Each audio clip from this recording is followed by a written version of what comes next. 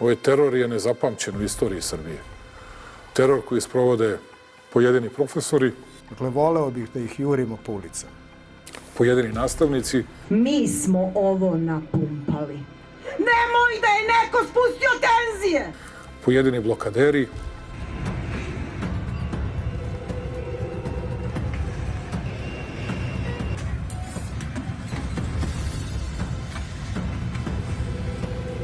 teror koji provode pojedine nevladine organizacije. Znate kako bi drugačija slika bila da je izašlo 100 sudija, da je izašlo 200 zaposlenih ispred Apelacionog suda? Teror koji provode pojedine političke partije.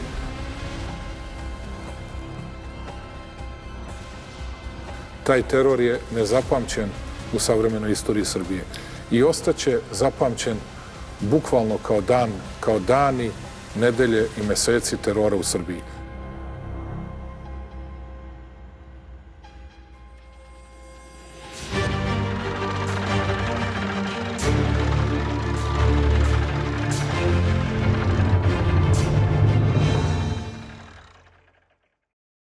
Prošao je 15. mart. Srbija je i dalje tu. Martovske ide. Mart je mesec koji pod dejstvom nekih, kako su Rimljani verovali, viših, neuhvatljivih i neobjašnjivih sila, ljude pokreću na pobune, dešavaju se potresi, udari, lomovi, deobe, a vladarima nesreće i najčešće pogibije. Prošle su martovske ide. Cezar je i dalje tu. Oni koji su hteli da eliminišu i državu i predsjednika okupili su se u najvećem broju do sada. Tih 100 i nešto hiljada prema pisanju francuskih medija, pa čak i onih 1 i nešto prema izveštavanju medija United grupe, proleterski su prošetali Beogradom, ostavljajući za sobom utisak nedovoljne zrelosti za bilo kakvu političku artikulaciju, osim možda za politički ekstremizam, pa čak i politički terorizam. Te subote, 15. marta, sprečeno je nasilje na ulicama. Ili je možda samo za koji dan odloženo. Grupa novosadskih političkih terorista razbijena je blagovremenom akcijom srpske policije. Deo ekstremista je uhapšen, dok je deo pobegao iz zemlje. Simbolično, u Dubrovnik. Mesto odakle su krenule najave za napad na srpsku državu. Pripadnici političke terorističke neformalne grupe Stav izbegli su da sačekaju još jedan Rebedu festival i još jedan nastup novinara Dinka Gruhonjića i Zorana Kesića. Do tada, na ulicama gradova Srbije vlada vreme terora. Lošim ljudima nije potrebno ništa više da bi ih savladali, nego da dobri ljudi gledaju i ne rade ništa. Ova rečenica predstavlja esencijalnu poruku iz vanvremenskog eseja o slobodi britanskog filozofa Johna Stuarta Milla, kojeg je Petar Karađorđević preveo na srpski jezik pre više od 150 godina. Čitavo delo obiluje brojnim definicijama i odbranama slobode kao suštine postojanja ljudskog bića. Sa druge strane, u isto vreme upozorava na opasnosti u kojima izražavanje slobode pojedinaca ili manje grupe može da utiče na ugrožavanje sloboda drugih pojedinaca, pa čak i grupa. Upravo to ugrožavanje sloboda drugih ljudi, zagarantovanih najvišim pravnim aktom jedne zemlje, predstavlja polaznu osnovu za pojavu agresije. Ona u kriznim društvenim momentima, usled planske primene određenih faktora i okolnosti, koji za cilj imaju zastrašivanje neke grupe, prerasta u najrepresivniji oblik nasilja, poznat pod terminom teror. A ne dolazim da vas bijem, Peter, dolazim da vas ubijem. Nije vas sa 3 sina, 2 belgijska ovčara i mnogo. Ovakav oblik društvenog, akademskog, političkog i institucionalnog nasilja prisutan je u Srbiji proteklih nekoliko meseci. Kao glavni okidač za sprovođenje terora agresivne manjine u državi poslužila je tragedija na železničkoj stanici u Novom Sadu, u kojoj je stradalo 16 mahom mladih ljudi. Posledica toga je jedno veliko uznemirenje tada, već 1. novembra i odmah narednih dana, među svim građanima. I jedna vrlo ozbiljna i velika tenzija. A tu tenziju i to uznemirenje su iskoristili neki pripadnici opozicije da usmere sve te građane ka ispunjenju nekih njihovih ciljeva. Ovaj događaj je prvobitno prouzrokovao društvenu setu i emociju, koju je grupa novosadskih političkih ekstremista iskoristila da već u prvim danima uništi fasadu gradske kuće i pokuša da nasilno provali i zauzme prostorije ovog zdanja, starog 130 godina. Kada je najveći deo građana hteo u stvari da mirno zapali sveće ispred gradske kuće, a deo opozicije je to usmerio u potpuno drugom pravcu i napravio haos i razbio gradsku kuću. Mnogi danas smatraju da je ovaj događaj bio prvi pokušaj sprovođenja nasilja u Novom Sadu i čitavoj Srbiji. Međutim, činjenice govore nešto sasvim suprotno. Novi Sad je u proteklih nekoliko godina predstavljao pogodno tlo za stvaranje ekstremističkih političkih grupacija. One su prošle kratak put od socijalno-autističnih anarhista do odlično organizovane i istrenirane gerile koja se na taster određenih interesnih grupa aktivira i dejstvuje na terenu, gotovo fanatično zastupajući ideale i vrednosti za koje su suštinski veoma obilato materijalno podstaknuti. Organizacije Bravo i Stav predstavljaju okosnicu ovih novosadskih političkih huligana. Njima se vremenom priključio i pokret slobodnih građana koji je samo uz instrukcije s polja pojačao plamen vatre, čije je neprimetno tinjanje nad Novim Sadom buknulo padom nadstrešnice. Nedovoljna zainteresovanost za delovanje ovih grupa od strane nadležnih organa, ali i ostalih političkih činilaca, prouzrokovala je pojavu ozbiljne anarhističke grupe koja je miran i pitom grad na severu Srbije pretvorila u leglo političkih terorista. Ispostavit će se spremnih na izvršenje državnog udara u Beogradu, 15. marta. Kao pokazna vežba za to poslužio im je upad u gradsku kuću, 17. januara. Tom prilikom, ekstremni elementi iz organizacije Stav i pokreta slobodnih građana skinuli su sa zgrade gradske kuće zastavu grada Novog Sada i Republike Srbije i umesto njih stavili krpu sa simbolom krvave ruke.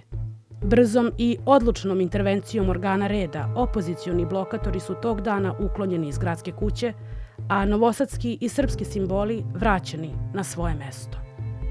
Pripremu radikalnih elemenata na terenu mentorisali su profesori sa Filozofskog fakulteta u Novom Sadu, koji su ih uz materijalno-finansijsku podršku obučavali i drilovali za izvršenje najtežih krivičnih dela, napada na druga fizička i službena lica, uništavanje državne imovine, manipulisanje masom radi ostvarivanja političkih i drugih interesa, kao i direktno ugrožavanje života neistomišljenika. Ovaj trenirani i razrađeni model određenih službi od samog starta ima jasan cilj – dehumanizaciju pojedinih targetiranih osoba sa krajnjim ishodom njihove političke, društvene, akademske, pa čak i potpune fizičke eliminacije. Da bi se ovo potpuno sprovelo, potrebno je stvoriti klimu u društvu i državi koja će odavati lažni prikaz apsolutne nestabilnosti kako u unutrašnjem, tako i u međunarodnom javnom mnjenju. Ovaj alibi je detaljno razrađen i sproveden tokom Majdana u Ukrajini, kada je čitava država od 40 miliona stanovnika pretvorena u ratni vojni poligon, čija je budućnost i dalja funkcionalnost ostala upitna do današnjeg dana. Na primjeru Majdana se najbolje vidi kako se manipuliše masom, uglavnom omladinom, koja se zbog svoje mladosti i nezrelosti, uz pomoć kompjuterskih kreiranih algoritama na društvenim mrežama, izvodi na ulice. Nakon ostavke gradonačelnika Novog Sada Milana Đurića na sednici Skupštine grada održanoj 24. februara 2025. godine, izabran je novi gradonačelnik, advokat Žarko Mićin. Sednicu je međutim obeležilo odbijanje opozicije da prisustvuje raspravi i glasanju, te umesto argumentaciji i debati isti pribegavaju nasilju prema organima reda ispred skupštinskog ulaza, uprkos pozivima sekretara Skupštine grada da odbornici pristupe u prostorije skupštinske sale. I ja sam ih pozivao, ne jednom, nego 2-3 puta pred medijima, pozvao sam ih i na skupštinskoj govornici.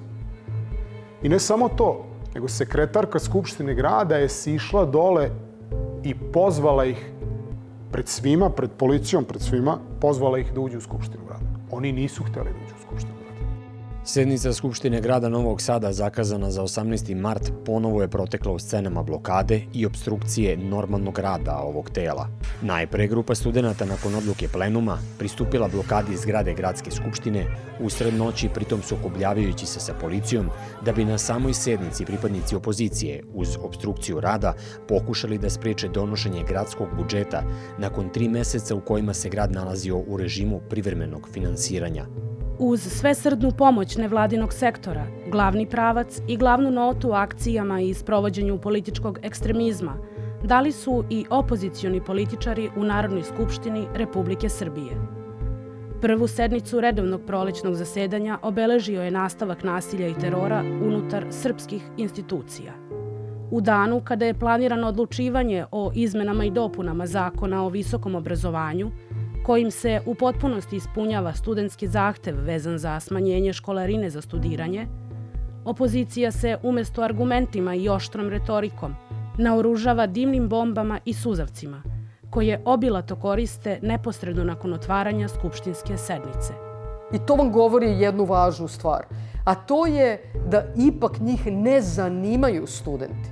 Ni studentski zahtevi, ni ovo i rektore, ni dekane, ali ni bivšu vlast, odnosno trenutnu opoziciju u parlamentu.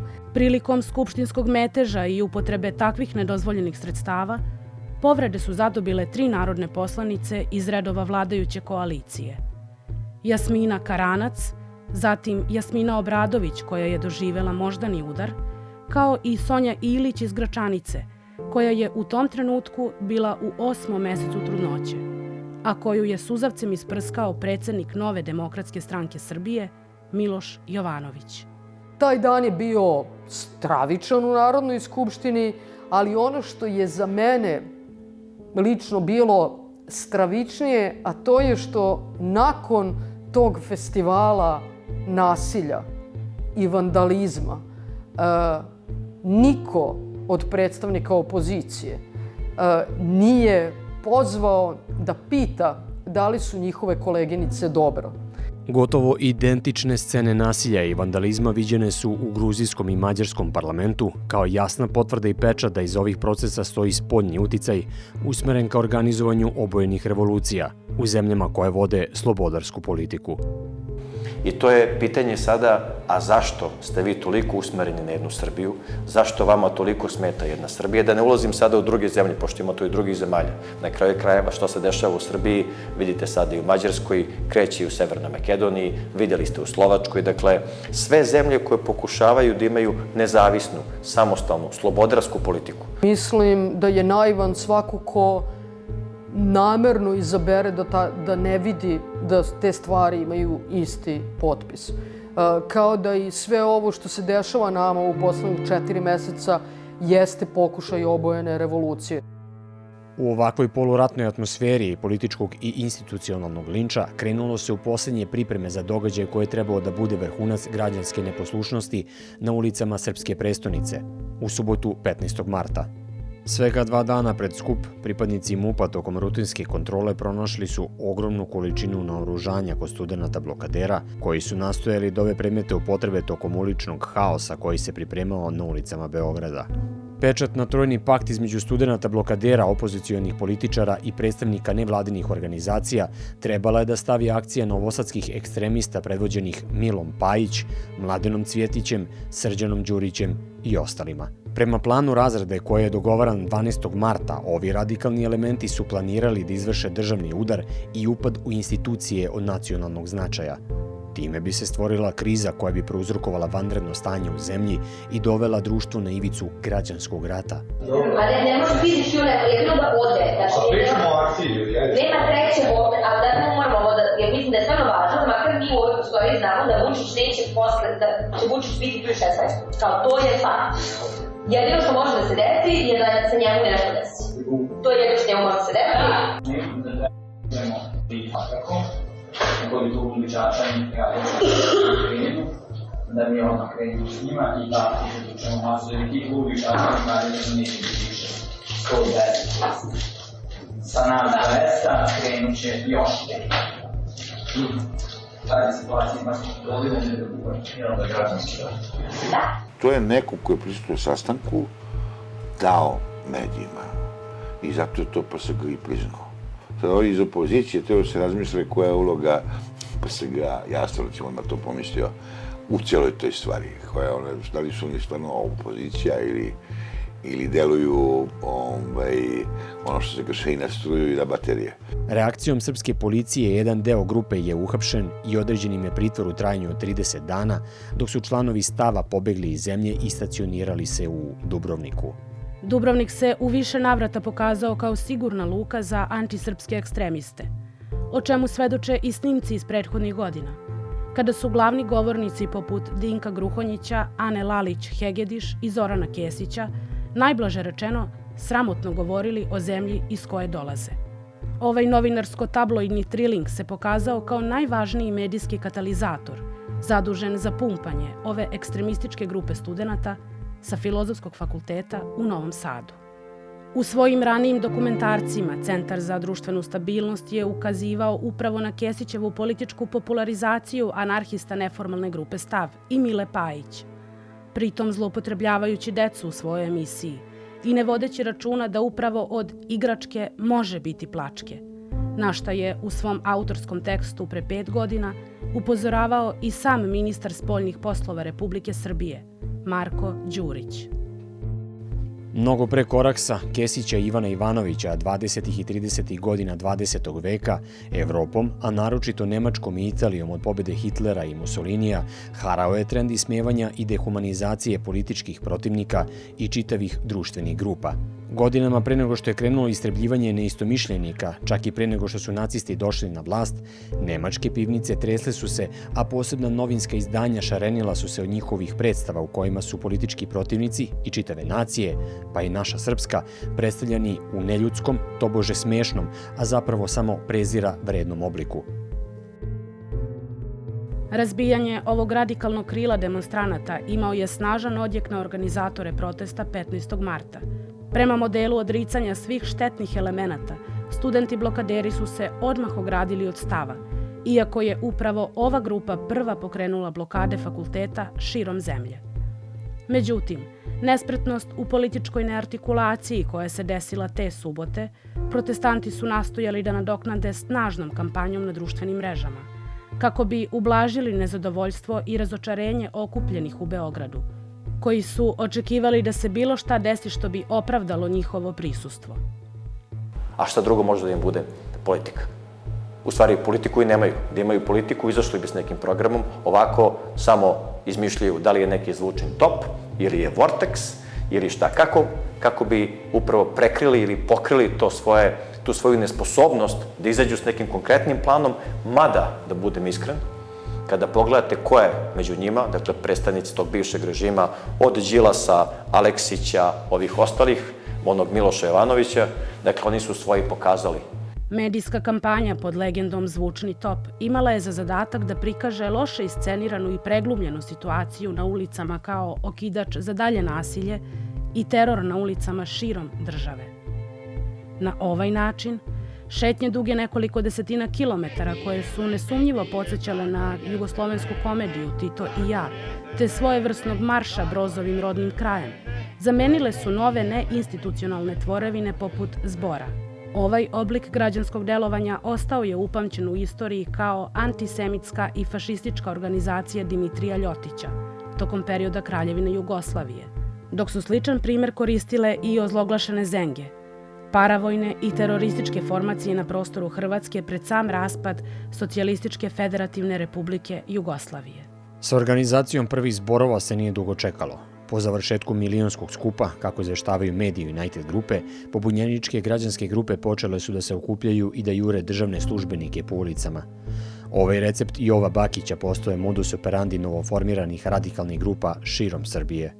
Razbijanje novosadskih ekstremista od kojih je nasilje poteklo stvorilo je upražnjen prostor i mogućnost raspisivanja internog konkursa za angažovanje novih ekstremista i anarhista. Dakle, kao što se može videti, studentski protesti poprimaju konture građanske pobune antidržavnih elemenata i pritom terorišu mirno i većinsko društvo koje ne deli iste političke stavove sa njima. Verbalni napadi i retorička dehumanizacija se sada zamenjuje fizičkim napadima i ugrožavanjima lične bezbednosti. U rukama ovih novih ljotićevaca i srpskih zengi se neretko mogu vidjeti kamenice, ali i jaja, kojima gađaju opštinske, državne i stranačke funkcionere. A onda imate ove dežurne mrzitelje, imate ove koji su plaćeni, imate ove koji žele samo slike nasilja, koji žele da gađaju jajima, da blokiraju, da zaustave Srbiju, da zaustave i Expo. Pošto jaja nisu bila dovoljna, u nekim mestima došlo je čak i do ustreljivanja političkih neistomišljenika. Sve je počelo u Kraljevu, gde su vršeni napadi na gradonačelnika Predraga Terzića. Ovaj pritisak je trajao gotovo 2 meseca. Dočekali su me redovi opozicionara koji su napravili jedan krug oko mene, unosili su mi se u lice, pokušali su vrlo blizak fizički kontakt da naprave. Te reči, te pogrde i te uvrede ja želim da zaboravim. Jaja su iz velike blizine gađali po mom telu, mada sam se ja naravno i zaštitila. To je bilo strašno. Jedan mladi žandar me je povukao za ruku i tako spasio, verujte, od linča koji je bukvalno pretio da se krene sa time svakog momenta. Gradonačelnik Terzić je u više navrata gađan jajima, paljene su zastave Srpske napredne stranke i fizički su vršeni napadi na ostale funkcionere. Drugim rečima, sprovođena je atmosfera fašističkog linča, na kojoj bi pozavideo i Benito Mussolini. Te uvrede, te psovke, te neistine, brojne i laži, to je nešto što zaista čovek mora da preboli i odboli. Iz Kraljeva teror se preselio u opštinu Bogatić, u kojoj je trebalo da bude održana javna rasprava o prostornom planu opštine i istraživanju litijuma. Grupa koju su predvodili Zlatko Kokanović, Aleksandar Jovanović Ćuta i bivši večiti rezervni košarkaš Vladimir Štimac razvalila je vrata u zgradu na ulazu u kancelariju zamenika predsednika opštine. U Beogradu je došlo do nasilja u 5. gimnaziji. Jezivi napadi na direktorku 5. gimnazije u Beogradu, Danku Nešović, koja je od strane učenika maltene bio onemogućen slobodan prolazak kroz školu, propraćen je i verbalnim maltretiranjem i uznemiravanjem. Ubrzo nakon toga došlo je i do nasilja ispred Skupštine grada Beograda. Opozicija je farvom gađala obezbeđenje. Osetili su se suzavac i biber sprej. Izbila je tuča, nakon čega je reagovala i žandarmerija. Tom prilikom su blokaderi, predvođenim Borkom Stefanovićem, pravili nerede i fizički napadali radnike obezbeđenja. Verovatno najstresniju situaciju na društvenim mrežama izazvao je snimak nasilnika koji je u beogradskom naselju Žarkovo u prisustvu svog maloletnog ženskog deteta fizički napao štandi aktiviste Srpske napredne stranke.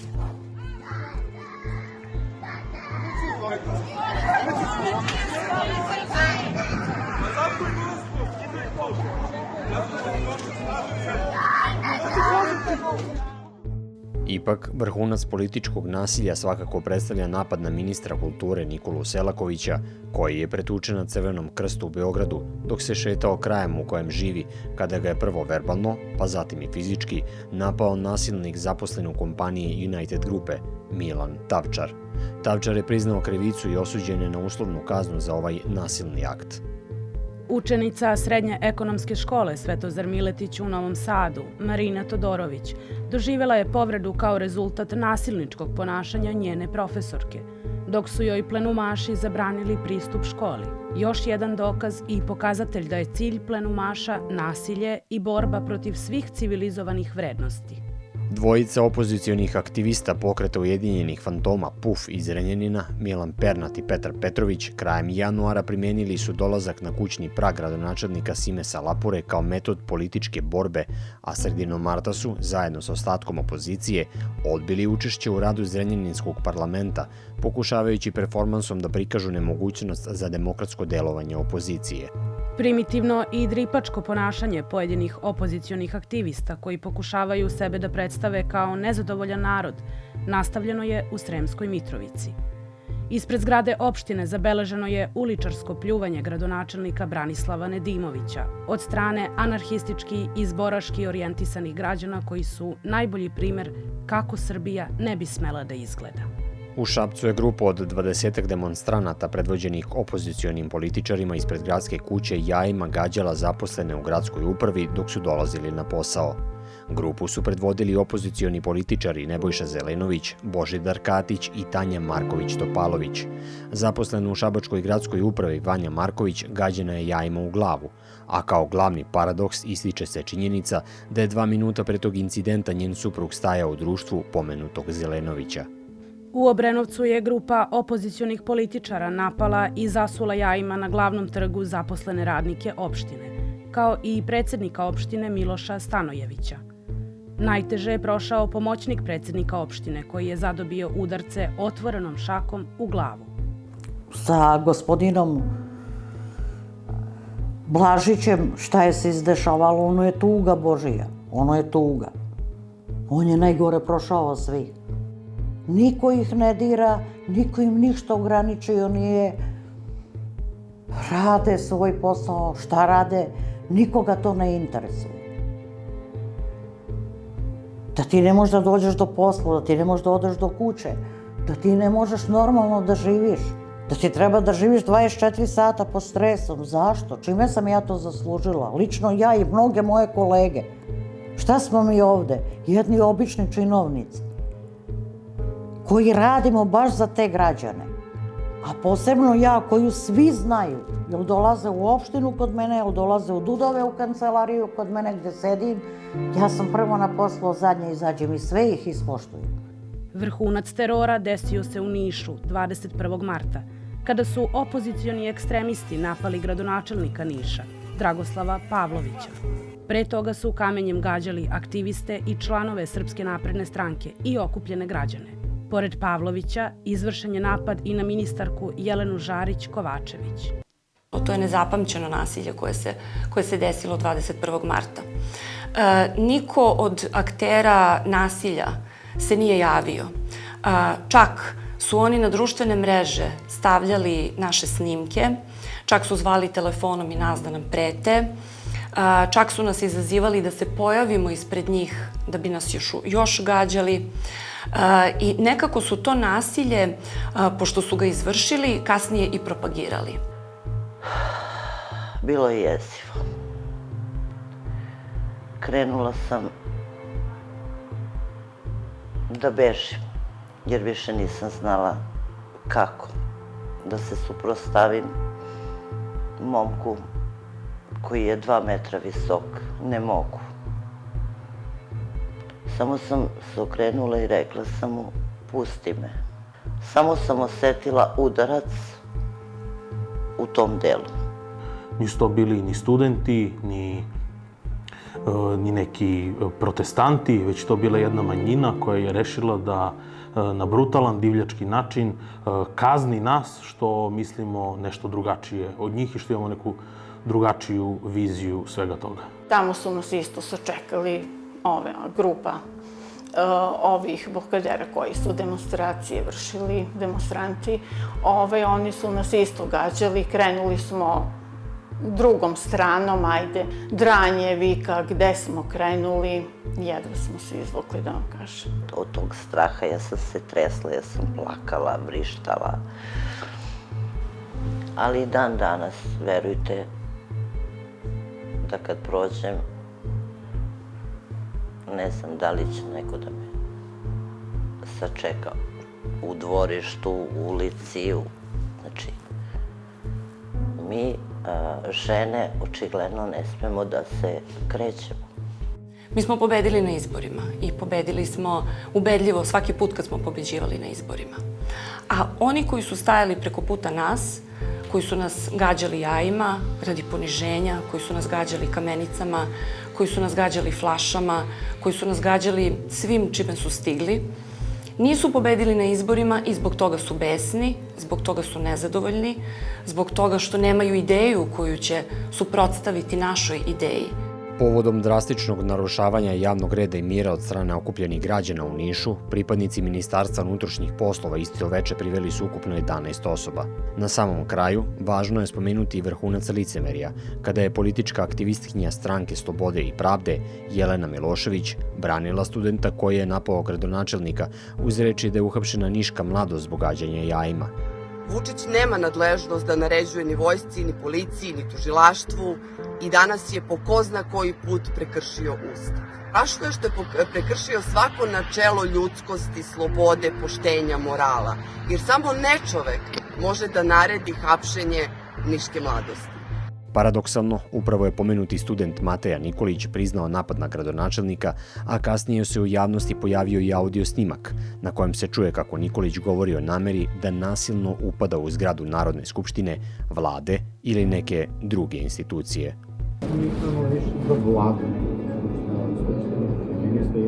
Ja bih u predsjedništvu.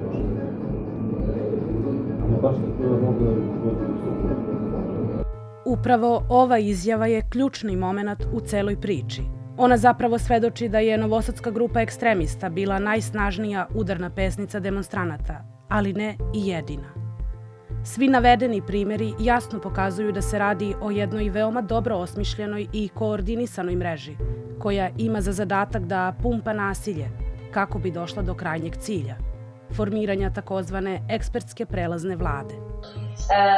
Profesori planiraju, mislim da ćete sigurno i vi znati, na Slobodnom univerzitetu da pokrenu inicijativu, oni su već među sobom razgovarali o tome, okupe svi oko te ideje i da onda profesori idu s idejom ekspertske vlade. Ovaj vid terora predstavlja zapravo poslednji pokušaj opozicionih jakobinaca da se izbegne politička giljotina koja visi nad mandatima i karijerama glavnih predstavnika pomenutog Trojnog pakta, koji su kroz proteklih nekoliko meseci prešli put od parole Srbija protiv nasilja do jurićemo ih po ulicama. U demokratiji glas svakog čoveka je jednak. Isto se računa. Bez obzira da li je on star ili mlad, crn ili beo, glasan ili tih, pametan ili glup. Glavni zahtevi blokadera se odnose na funkcionisanje institucija i punu primenu demokratije. Ako bolje razmislimo, njihovi postupci zapravo poništavaju njihove zahteve, kao kondukter vozne karte. Traže rad institucija, a sami ih blokiraju i nipodaštavaju. Traže neposrednu demokratiju, ali ne dozvoljavaju pravo glasa i slobodu govora. O tome je zapravo John Stuart Mill na samom početku i govorio. Narod je plebs, a elita nastaje iz samog naroda. Ona je malobrojna, značajna, ali malobrojna. Ona nesumnjivo treba da daje pravac kretanja i razvoja svakog naroda, ali kada govorimo o samoj vlasti kao političkom vrhuncu, posljednju reč daje narod na izborima, kao u svakom demokratskom društvu. Na samom kraju, ne treba smetnuti s uma da je posle jakobinske diktature i vladavine terora došla termidorska reakcija, a Maksimilijan Robespierre stradao od iste te giljotine, odnosno mača kojeg se i sam latio.